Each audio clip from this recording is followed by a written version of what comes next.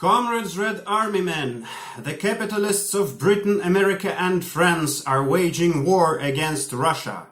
They are taking revenge on the Soviet Workers' and Peasants' Republic for having overthrown the power of the landowners and capitalists and thereby set an example to all the nations of the globe. The capitalists of Britain, France and America are helping with money and munitions the Russian landowners who are bringing troops from Siberia, the Don and North Caucasus against Soviet power for the purpose of restoring the rule of the Tsar and the power of the landowners and capitalists. But this will not happen. The Red Army has closed its ranks, has risen up and driven the landowners' troops and White Guard officers from the Volga, has recaptured Riga and almost the whole of the Ukraine, and is marching towards Odessa and Rostov. A little more effort, a few more months of fighting the enemy, and victory will be ours. The Red Army is strong because it is consciously and unitedly marching into battle for the peasants' land, for the rule of the workers and peasants, for Soviet power.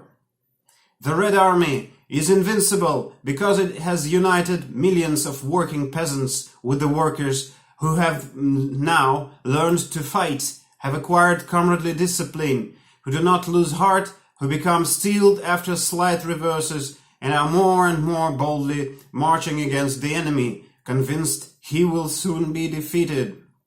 Comrades Red Army men, the alliance of the workers and peasants of the Red Army is firm, close, and insoluble.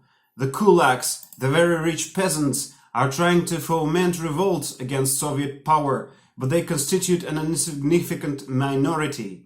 They rarely succeed in fooling the peasants, and then not for long. The peasants know that only in alliance with the workers can they vanquish the landowners. Sometimes, in the rural districts, people call themselves communists, who are actually the worst enemies of the working people, bullies who hang on to the authorities in pursuit of their own selfish aims, and who resort to deception, commit acts of injustice, and wrong the middle peasant. The workers' and peasants' government has firmly decided to fight against these people and clear them out of the countryside. The middle peasants are not enemies but friends of the workers, friends of Soviet power. The class-conscious workers and genuine Soviet people treat the middle peasants as comrades. The middle peasants do not exploit the labor of others. They do not grow rich at other people's expense as the kulaks do.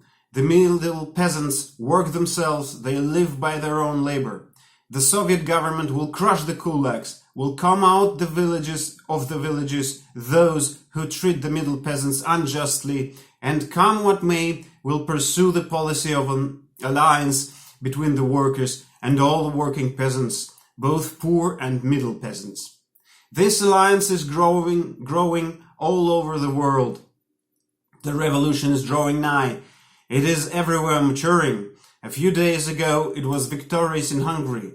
In Hungary, Soviet power, workers' government has been established. This is what all nations will inevitably do. Comrades Red Army men, be staunch, firm and united. March boldly forward against the enemy. Victory will be ours. The power of the landowners and the capitalists, broken in Russia, will be defeated throughout the world.